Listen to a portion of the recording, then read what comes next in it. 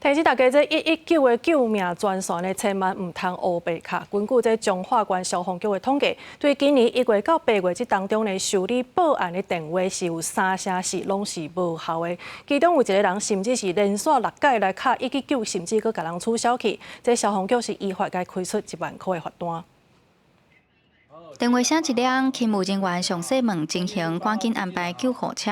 119应该是救灾救护的守护专线。今年5月，彰化所发生有一位民众卡119报案，讲有人身体无爽快，需要救护车，无几分钟佫卡来取消，互救护人员白了工。确定吗？自己去研究好。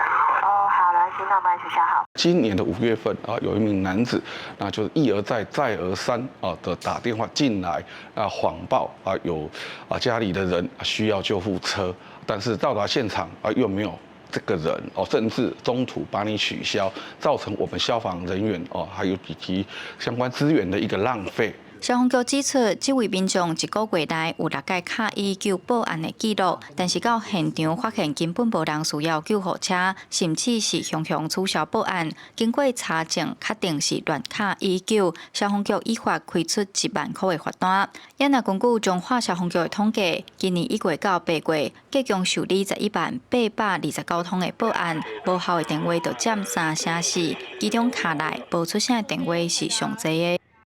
昨24点钟，全部的电话个375通，无效的电话个占136通。这样呢，对阮接119的人员来讲常常会影响到真正需要人叫救护车的人卡袂入来，这对阮来讲，长期嘛是一个困扰。消防局表示，灾害抢救加紧急救护拢是咧限时间走小绿的工课，希望民众珍惜救灾资源，千万唔通乱卡119电话占线，影响真正需要救护的民众。若是恶意乱卡119报案，违反消防法的规定，消防局嘛依法开出罚单。记者杨淑晴，彰化报道。